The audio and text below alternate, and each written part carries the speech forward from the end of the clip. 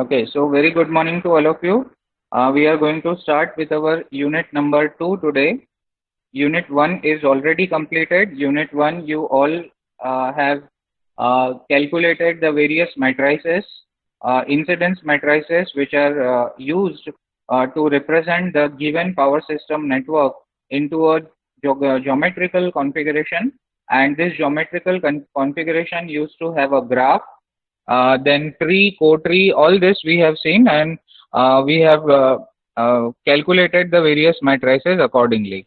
Now, in unit number 2, what we are going to do is, in unit number 2, we are going to solve the bus impedance matrix. So, unit 2 is bus impedance matrix using algorithm.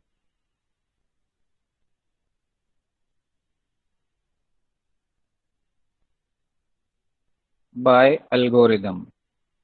So we are going to follow a certain algorithm, and by that algorithm, we are going to build the bus impedance matrix. So basically, we will be making use of an algorithm to build this bus impedance matrix. Okay. So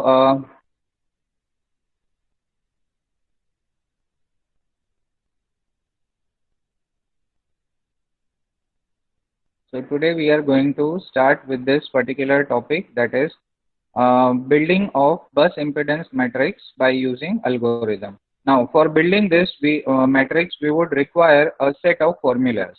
Let us write this set of formulas. First, we would require the formula for addition of a branch. Uh, in the unit 1 itself, we have understood how a branch is identified and how a link is identified. So based on that, whenever we will add a branch, there will be addition of a branch. And for this, we would require a formula. So for that formula, we are writing this um, formula for addition of a branch. So there are two set of formulas that we will be using for addition of a branch. Let us write that formula one by one. So ZPI is equal to ZQI. We will see what all these nomenclatures are when we will solve the problem. So addition of branch is required two formulas. First one is ZPI is equal to ZQI, and the second formula is ZQQ is equal to ZPQ plus ZPQPQ. These two formulas will be required for addition of a branch. We will see how to make use of these formulas, but first of all, write these formulas first, and then we will see how to make use of these formulas for solving the problem. Now, link, because you all know in a tree and co-tree, link and branches, these are the two things. So first is branch and second is link. So then for link, we have again two set of formula. ZLI is equal to ZPI minus ZQI. This is the first formula. And second formula is ZLL is equal to ZPL minus ZQL plus ZPQPQ. This is the second formula which will be required in order to add a link. And after we add a link, we have to modify the ZBus. For that, we will have another set of formula which will be called as modification of ZBus. So for this, we have a set of formula again. So the formula is in this way. Zij new is equal to Zji old minus what you have to do is, when you will add element 1, your node 1 should get added. So you can see here, if I am adding this element 1, then node 1 is getting added. If I am adding node 2, then element 2, then node 2 should get added.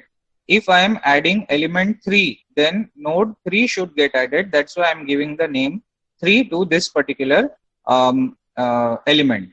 And then obviously these two will be links because total number of elements here are 5. So this was the problem which we have already done. So what I will do is I will make this element as 4. Again, the direction I will give from lower node to higher node. And similarly, here also I will give the direction from lower node to higher node. And I will give the name this to as 5.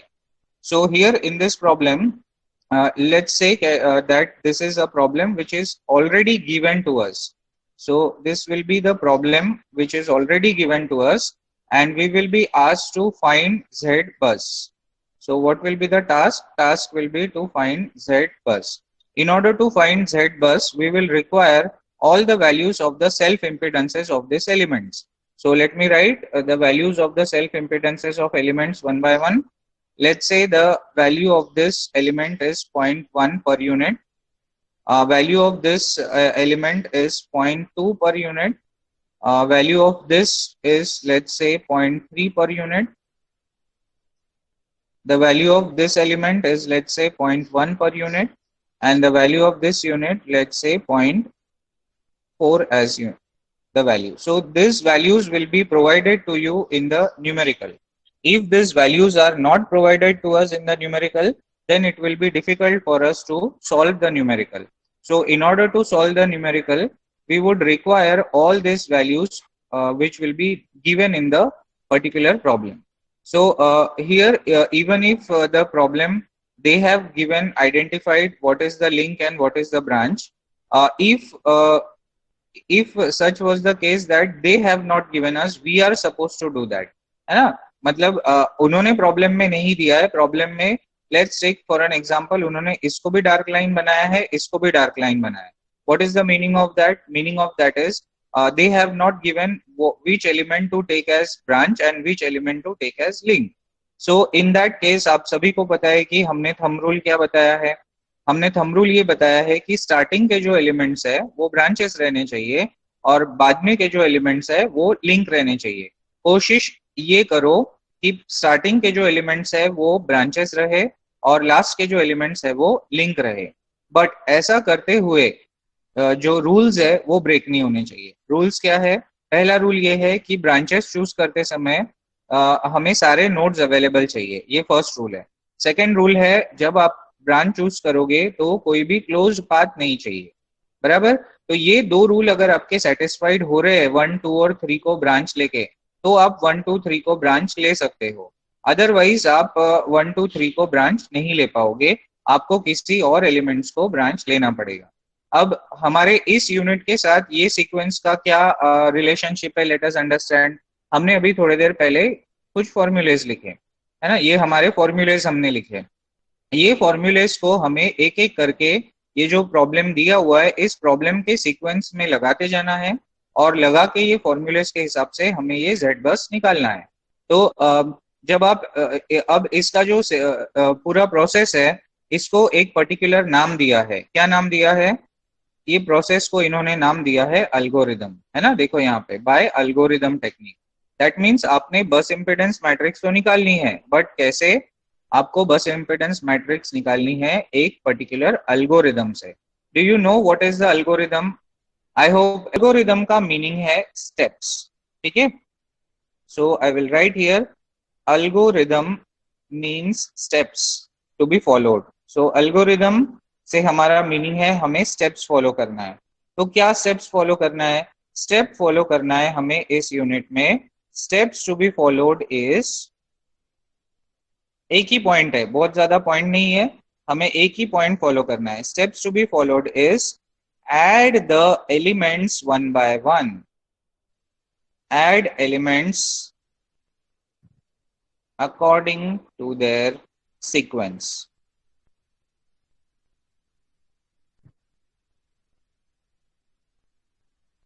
ठीक है, हमको क्या करना है? हमको elements को add करना है अकॉर्डिंग टू देयर सीक्वेंस, और जब हमारा लास्ट एलिमेंट ऐड हो जाएगा तब हमें आंसर मिलेगा. अब बताओ मुझे यहाँ पर कितने एलिमेंट्स है इस प्रॉब्लम में? How many elements are there in this particular problem? Yes, quick reply. How many elements are there in this problem? Very good, 5. So there are 5 elements in this particular problem. Naturally, the number of steps will be equal to then number of steps, है ना। हमने हमने ऊपर क्या लिखा, steps to be followed में हमने सिर्फ एक ही पॉइंट लिखा। क्या पॉइंट है? एक ही पॉइंट है, add elements according to their sequence, that's it, खत्म। इससे ज्यादा और कुछ नहीं करना है हमें। मतलब हमें एलिमेंट्स को ऐड करते जाना है वन बाय वन, है ना। मतलब फर्स्ट एलिमेंट ऐड होगा, सेकंड एलिमेंट ऐड होगा, थर्ड एलिमेंट ऐड होगा, फोर्थ एलिमेंट ऐड होगा, फिफ्थ होगा, सिक्स होगा। ऐसे कितने एलिमेंट्स हमें ऐड करने पड़ेंगे? जितने एलिमेंट्स उस प्रॉब्लम में हो। Is that clear everyone? Number of elements that will be there in that particular tree and cotree, that many number of elements needs to be added. So number of steps will be equal to number of elements. ठीक है, आज first दिन है हमारा unit 2 का, इसीलिए ये सारी चीजें मैं बता रहा हूँ। कल से ये सारी चीजें मैं नहीं बताऊंगा, ठीक है। कल से डायरेक्ट प्रॉब्लम्स होगा और प्रॉब्लम्स के बाद सीधा सीधा स्टेप्स होगा और एक एक करके स्टेप सॉल्यूशन करते करते what will be the number of steps in any problem. In any given problem, the number of steps will be equal to number of elements. जैसे ये प्रॉब्लम है, फर्स्ट प्रॉब्लम में हमने ये जो प्रॉब्लम लिया हुआ है, इसमें टोटल कितने एलिमेंट्स है? 5। सो टोटल कितने स्टेप्स होंगे इस पर्टिकुलर प्रॉब्लम में? टोटल स्टेप्स होंगे 5। That means at the end of the fifth step we will get our result. Is that clear everyone? मतलब हमें कितने स्टेप्स फॉलो, मीनिंग होता है कुछ डेफिनेट स्टेप्स फॉलो करना, है ना। अल्गोरिदम का मीनिंग है steps. So how many steps are to be followed, that will depend on your problem. And in the problem if there are only 3 steps, only 3 elements, you will have to follow only 3 steps. And if in the problem you have 7 elements, you have to follow 7 steps. ठीक है, is that clear everyone? यहाँ तक किसी को कोई doubt है? कितने steps होने चाहिए ये क्लियर हो गया सबको? अगर कोई भी XYZ प्रॉब्लम आया तो हमने सबसे पहले क्या चेक करना है? हमने सबसे पहले चेक करना है उस प्रॉब्लम में कितने एलिमेंट्स है। फॉरगेट कि वो ब्रांच है कि लिंक है, क्या है वो मत सोचो अभी। सबसे पहले क्या सोचो कि टोटल नंबर ऑफ एलिमेंट्स कितने हैं। ठीक है, बाद में आएंगे ना हम, ब्रांचेस और लिंक पे बाद में आएंगे, क्योंकि वो तो आना ही पड़ेगा, है ना। बिना ब्रांच और लिंक के तो हमारा प्रॉब्लम हो ही नहीं सकता, तो उस पर तो हम आएंगे ही आएंगे। बट सबसे पहले प्रॉब्लम देख के, प्रॉब्लम चेक करके क्या हमें निकालना है? सबसे पहले हमने निकालना है कि कितने स्टेप्स होंगे उस पर्टिकुलर प्रॉब्लम में। ऐसा हम क्यों बोल रहे हैं? ऐसा हम इसलिए बोल रहे हैं क्योंकि हम स्टेप 1 स्टेप 2 ऐसे लिखने वाले हैं, और जब तक हमारा स्टेप 5 हम नहीं लिखते तब तक हम आधे अधूरे प्रॉब्लम पे आंसर नहीं निकाल सकते। ठीक है, जैसे मैंने देखना है कि आपके उस पर्टिकुलर प्रॉब्लम में कितने स्टेप्स होंगे, और वो कैसे पता करोगे आप? वो पता करोगे आप कितने एलिमेंट्स है उस प्रॉब्लम में वो देख के। ठीक है, नेक्स्ट आपको क्या चीज ध्यान देनी है? देखो, नेक्स्ट आपको ध्यान देनी है साइज ऑफ द मैट्रिक्स। मतलब आपका जो Z बस बनेगा उसका साइज क्या रहने वाला है। ठीक है, सो साइज ऑफ मैट्रिक्स क्या रहने वाला है इस पे आपको ध्यान देना है। तो size of matrix will be equal to और will depend on, equal to नहीं बोलेंगे हम, will depend on number of physical buses. Number of physical buses. Physical buses से क्या मीनिंग है हमारा? फिजिकल बसेस मतलब रेफरेंस बस को छोड़ के जितने बस होंगे उस हिसाब से हमारा मैट्रिक्स बनेगा। जैसे फॉर एग्जांपल ये जो प्रॉब्लम हमने लिया इसमें कितने फिजिकल बसेस है? कोई रिप्लाई करो जल्दी से। How many physical buses are there here? Reference को छोड़ देना है हमने, ठीक है। रेफरेंस फिजिकल बस में काउंट नहीं होता है। यस, फटाफट रिप्लाई करो। How many physical buses will be there in this particular problem? ये जो प्रॉब्लम हमने, ये जो ग्राफ बनाया हुआ है, ट्री को ट्री हमने यहाँ बनाया हुआ है, इसके हिसाब से कितने फिजिकल बसेस होने चाहिए? Very good. सो 3 बसेस होने चाहिए क्योंकि रेफरेंस को हमने हटा देना है। सो इसमें 3 बसेस है, तो मैट्रिक्स कैसे बनेगा वो मैं बताता हूँ। मैट्रिक्स बनेगा 3/3 का। अगर कोई प्रॉब्लम में 4 बसेस है तो मैट्रिक्स बनेगा 4/4 का। अगर कोई प्रॉब्लम में 5 बसेस है फिजिकल तो मैट्रिक्स बनेगा 5/5 का। Is that clear everyone? और जब हम इसको लिखेंगे तो हम कैसे लिखेंगे? Let's see here. Z11, Z12, Z13, Z21, Z22, Z23 और फाइनली Z31, Z32, Z33। ये होगा आपका एक्चुअल मैट्रिक्स इसके सॉल्यूशन के हिसाब से। दैट मीन्स आपको क्या करने हैं, आपको ये सारे 9 जो वैल्यूज है वो निकालने हैं। ये 9 वैल्यूज अगर आपके निकल गए तो आपका मैट्रिक्स कंप्लीट हो जाएगा। Is that clear?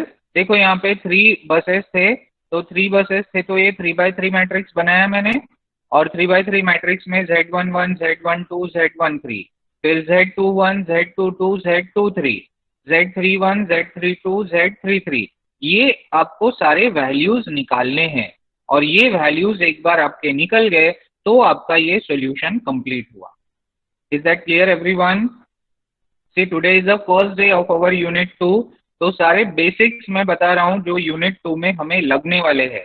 इसके बाद फटाफट फिर हम सॉल्यूशन स्टार्ट करेंगे, तब पूछना नहीं है कि ये कैसे आया और वो कैसे आया। समझ में आया सबको? अभी इस प्रॉब्लम में कितने बसेस है? 3, तो कितने बाय कितने की मैट्रिक्स बनेगी? 3x3 की मैट्रिक्स बनेगी। 3x3 की मैट्रिक्स कैसे दिखती है? इस तरीके से दिखती है, Z11, Z12, Z13, Z21, Z22, Z23, Z31, Z32, Z33। ये सारे वैल्यूज हमें कैलकुलेट करनी है। आ रहा है समझ में सबको? समझ में आ रहा है सबको? रिप्लाई करो चैट बॉक्स पे, क्योंकि प्रॉब्लम स्टार्ट हो गया तो मैं ये सब चीजें कुछ नहीं बताऊंगा, सीधा सीधा प्रॉब्लम सॉल्व कराना स्टार्ट करूंगा, है ना? एक बार प्रॉब्लम स्टार्ट कर दिया तो ये सारे बेसिक्स जो बता रहा हूँ वो नहीं बता पाऊंगा फिर मैं, है ना? इसीलिए यहाँ किसी को कोई दिक्कत है तो पूछ लो, ठीक है?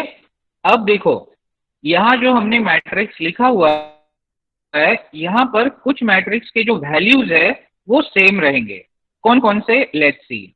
ये Z12 और Z21, ये दोनों के वैल्यूज सेम रहेंगे, ठीक है? दैट मीन्स यहाँ मैं लिखता हूँ, देखो Z12 will be equal to Z21, ठीक है? सिमिलरली मैं दूसरा कलर यूज करता हूँ, Z13 और Z31, इन दोनों की वैल्यू सेम रहेगी, ठीक है? तो यहाँ मैं लिखता हूँ Z13 will be equal to Z31। Similarly Z23 जो है, Z23 will be equal to Z32, ठीक है?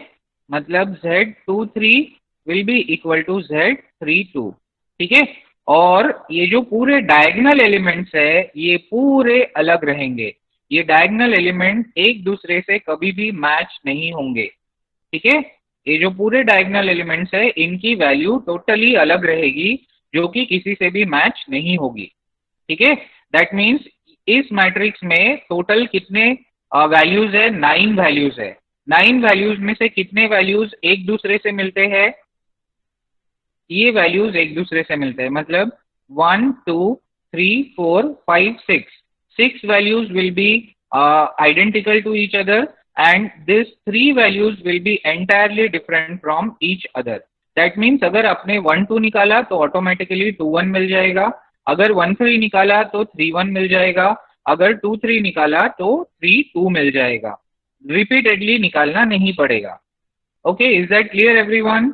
मतलब Z21 निकाला तो Z12 मिल गया, Z13 निकाला तो ऑटोमेटिकली Z31 मिल गया, और Z23 निकाला तो ऑटोमेटिकली Z32 मिल गया, ठीक है?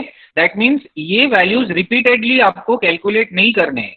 आपको एक बार Z12 मिल गया तो फिर से 21 के लिए फॉर्मूला नहीं लगाना है, अगर 13 मिल गया तो फिर से 31 के लिए फॉर्मूला नहीं लगाना है, अगर 23 मिल गया तो फिर से 32 के लिए फॉर्मूला नहीं लगाना है।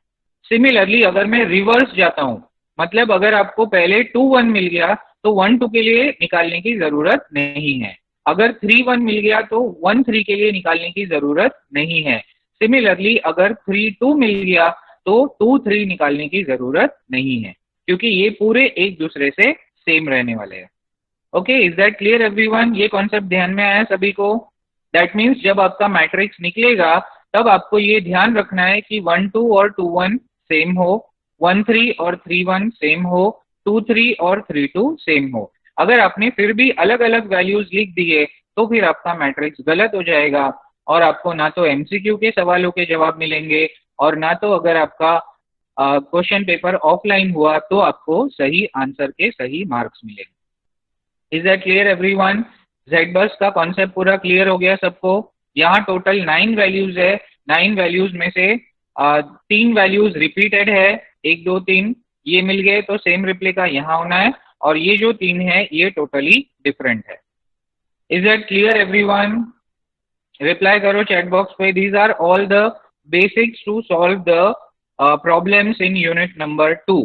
यूनिट नंबर 2 में यही टेक्निक आपको पूरे यूनिट में लगानी है। मतलब यूनिट 1 में जैसे 2 पार्ट थे, है ना? यूनिट 1 में पहला पार्ट क्या था? यूनिट 1 में पहला पार्ट था मैट्रिक्स निकालना, उसके बाद उसके आइडेंटिटी सॉल्व किए, उसके बाद सिंगुलर ट्रांसफॉर्मेशन टेक्निक से हमने वाई बस, वाई बी आर और जेड लूप निकाले। इतना सारा किए हमने यूनिट 1 में, बट यूनिट 2 में इतना सारा नहीं करना है हमने। यूनिट 2 में हमने सिर्फ जेड बस बनाना है। ठीक है, प्रॉब्लम दिए रहेंगे और जेड बस निकालना पड़ेगा, वो भी ये जो फॉर्मूलेज हमने अभी थोड़ी देर पहले लिखे ये फॉर्मूलेज के हिसाब से। ओके, ये फॉर्मूलाज एक एक करके हमने लगाते जाना है और हमारा आंसर हमने एक एक करके निकालते जाना है। So this is only the pattern of unit number 2। Unit 2 में हमने यही चीजें करनी है। Okay, is it clear everyone? सबको ध्यान में है यूनिट 2 में हमने क्या करना है ना? तो आज हम सिर्फ एक फॉर्मूला लेंगे क्योंकि आज हमारे पास इतना टाइम नहीं है। आज हम सिर्फ बेसिक समझे हैं और बेसिक समझ के हम ये जो हमने प्रॉब्लम स्टार्ट किया है इस प्रॉब्लम को हम सिर्फ एक फॉर्मूला लगाएंगे और आज देखेंगे कि फॉर्मूला कैसे लगाया जाता है। Okay, so let us start और देखते हैं कि सीक्वेंस कैसे होता है और हमने चीज़ों को कैसे लिखना पड़ता है। ओके, सो देखो कैसे लिखा जाता है। तो सॉल्यूशन स्टार्ट करते समय हमने क्या लिखना है, देखो सॉल्यूशन स्टार्ट कर रहे हैं हम यहाँ। सॉल्यूशन स्टार्ट करने के पहले जो भी प्रिलिमिनरी बेसिक्स थी वो हमने समझ ली। अब हम एक एक करके सॉल्यूशन स्टार्ट करेंगे। तो इसको सॉल्व करने के लिए, पूरे प्रॉब्लम को सॉल्व करने के लिए हमें पूरा 1 घंटा लगेगा। ठीक है, पहली बार जब हम सॉल्व कर रहे हैं तो समझ समझ के सॉल्व करना है तो पूरा 1 आवर लगेगा, बट अभी है नहीं हमारे पास उतना टाइम। 5 मिनट्स और बचे हैं तो हम सिर्फ 1 या 2 स्टेप देखेंगे, उसके बाद हम समझेंगे। कल के लेक्चर में हम पूरा ये प्रॉब्लम समझेंगे।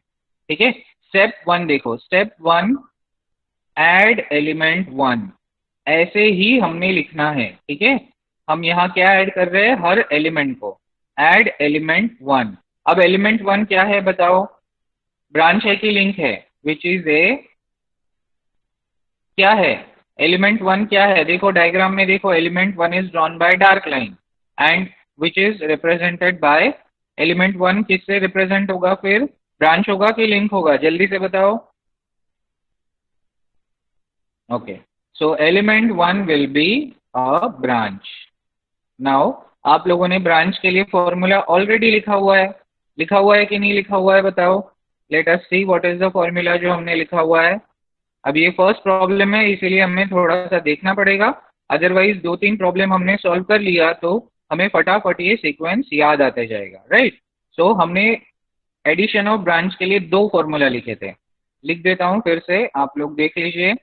ZPI is equal to ZQI और ZQQ is equal to ZPQ plus ZPQ।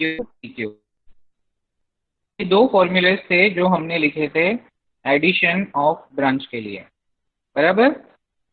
ये दोनों फॉर्मूलेस किसके लिए थे? ये दोनों फॉर्मूलेस थे एडिशन ऑफ ब्रांच के लिए। ठीक है, दोनों फॉर्मूलेस किसके थे? एडिशन ऑफ ब्रांच के लिए। और क्योंकि हमारा पहला स्टेप ब्रांच है इसीलिए हमने ये फॉर्मूला लिखा। अगर लिंक होता तो हमें लिंक का फॉर्मूला लगाना पड़ा होता। Is that clear everyone? समझ में आ रहा है सभी को? अब सवाल है ये P क्या है, Q क्या है और I क्या है ना? तो P है हमारा स्टार्टिंग पॉइंट। बताओ क्या है हमारा स्टार्टिंग पॉइंट? एलिमेंट 1 कहाँ से स्टार्ट हो रहा है बताओ जल्दी? P हमेशा क्या होगा? Starting point. स्टार्टिंग पॉइंट क्या है बताओ फिर जल्दी से देख के डायग्राम में। डायग्राम में देखो, what is the starting point of 1? Element 1, देखो एलिमेंट 1 कहाँ है? ये है, कहाँ से स्टार्ट हो रहा है? एलिमेंट 1 कहाँ से स्टार्ट हो रहा है? जल्दी से बताओ, एलिमेंट 1 कहाँ से स्टार्ट हो रहा है? यस, चैट बॉक्स पे रिप्लाई करो जल्दी। Yes, element 1 is starting from 0। So P हमें क्या लेना है? Start point. तो अगर P हमने स्टार्ट पॉइंट लिया तो Q क्या होगा? जल्दी से बताओ, Q क्या होगा? अगर P को हमने स्टार्टिंग पॉइंट लिया तो नेचुरली Q क्या होगा? Ending point. तो ये एलिमेंट 1 एंड कहाँ पे हो रहा है? एलिमेंट 1 एंड हो रहा है 1 पे। तो Q इक्वल टू क्या होगा फिर? 1। Very good. ठीक है, तो P और Q का जो समस्या है वो खत्म हो गया यहाँ। मतलब ये जो फॉर्मूला है उसमें P और Q क्या होगा वो मैंने लिख दिया। What about I? I का क्या? तो I विल बी वेरिएबल। ठीक है, I क्या होगा? वेरिएबल होगा। I को हम हमारे हिसाब से चेंजेस कर पाएंगे। ठीक है, तो जब आप फर्स्ट एलिमेंट ऐड कर रहे हो तो फर्स्ट एलिमेंट के एंड में आपको Z बस में क्या मिलना चाहिए? पहले ही बताया हमने, आप अगर फर्स्ट एलिमेंट ऐड कर रहे हो तो आपका नोड 1 ऐड हो रहा है। एलिमेंट 1 ऐड किया तो कौन ऐड हुआ? नोड 1। तो नोड 1 को ऐसे लिखना है। अगर नोड 1 को आपने ऐसे लिखा तो ये वैल्यू क्या होगा? Z11। That means at the end of this step आपको क्या मिलना चाहिए? Z11। अब देखो, ये फॉर्मूला में ये पहला फॉर्मूला अगर आपने लगाया तो Z11 तो मिलेगा नहीं। क्यों? क्योंकि Q क्या है? 1 है। तो आपको यहाँ पे 1 1 के लिए क्या चाहिए? Q Q चाहिए। Z Q Q चाहिए, तभी आपको ये 1 1 मिलेगा। Z Q Q के लिए फॉर्मूला क्या है? Z Q Q के लिए फॉर्मूला है Z Q Q is equal to Z P Q plus Z P Q P Q। तो जब भी ये याद रखना है आपको, जब भी आप रेफरेंस पॉइंट से स्टार्ट कर रहे हो, आपका अगर P रेफरेंस पॉइंट है मतलब P 0 है तो आपको ये फॉर्मूला नहीं लगाना है। ठीक है, ये फॉर्मूला कब लगेगा? जब P रेफरेंस पॉइंट नहीं रहेगा। तो मैं यहाँ लिख देता हूं, when P is equal to reference node. ठीक है, P अगर रेफरेंस नोड है तो ये आपको लगाना नहीं है। ठीक है, अगर P आपका रेफरेंस नोड रहेगा तो ये आपको नहीं लगाना है। ठीक है, फिर कौन से केस में लगाना है? देखो, जब हम ये एलिमेंट 3 ऐड करेंगे तो एलिमेंट 3 कहाँ से स्टार्ट होगा? 2 से। और कहाँ पे खत्म होगा? 3 पे। तो इस केस में हम ये फॉर्मूला लगाएंगे। क्यों? क्योंकि P स्टार्ट होगा 2 से और एंड कहाँ पे होगा? 3 पे। That means P will not be equal to reference node. उस केस में हम ये लगाएंगे, क्योंकि जब हम एलिमेंट 2 ऐड करेंगे तभी भी हमारा P रेफरेंस ही हो रहा है, तो तभी भी हम ये फर्स्ट फॉर्मूला नहीं लगा पाएंगे। ठीक है, तो सेकंड फॉर्मूला कैसे लगेगा? देखो, सेकंड फॉर्मूला के हिसाब से ये फॉर्मूला लगा रहा हूं मैं। देखो, सेकंड फॉर्मूला के हिसाब से Z Q Q, Q क्या है? 1 है। तो Z11 is equal to Z। P क्या है? देखो, ये फॉर्मूला लगा रहा हूं, ये फॉर्मूला के हिसाब से PQ, PQ मतलब 01 प्लस Z01.01। अब 0 से जितनी भी चीजें ओरिजिनेट होगी वो सब चीजों की वैल्यू 0 रहेगी, ये हमने अज्यूम कर लेना है। ठीक है, प्लस 0101 मतलब ये जो 0 और 1 है इसके बीच में जो इम्पिडेंस वैल्यू है ये। तो 0 और 1 के बीच में इम्पिडेंस वैल्यू क्या दिया हुआ है? बताओ, जल्दी से बताओ। 0 और 1 के बीच में सेल्फ इम्पिडेंस, इसको हम क्या बोलेंगे? Self impedance. क्योंकि हम म्यूचुअल इम्पिडेंस वाले एक भी प्रॉब्लम नहीं लेंगे। म्यूचुअल इम्पिडेंस वाले प्रॉब्लम लिए तो प्रॉब्लम बहुत लेंदी हो जाते हैं, इसीलिए यूनिवर्सिटी ने हमारे सिलेबस में म्यूचुअल इम्पिडेंस नहीं रखा है। ओके, तो यहां से हमें क्या मिला? Z11 is equal to 0.1। इसीलिए इस स्टेप के एंड में हम क्या लिखेंगे? देयरफॉर Z बस इज इक्वल टू 1 1 और 0.1। ठीक है, this is the end of step number 1। Is that clear everyone? सभी रिप्लाई करो, समझा ये स्टेप आपको? स्टेप नंबर 1 यहाँ एंड होता है। ठीक है, ऐसे ही हमको स्टेप नंबर 2 रन करना है, स्टेप नंबर 3 रन करना है, स्टेप नंबर 4 रन करना है और स्टेप नंबर 5 रन करना है। तो स्टेप नंबर 5 के एंड में जो हमारा आंसर होगा that will be our final answer of Z बस।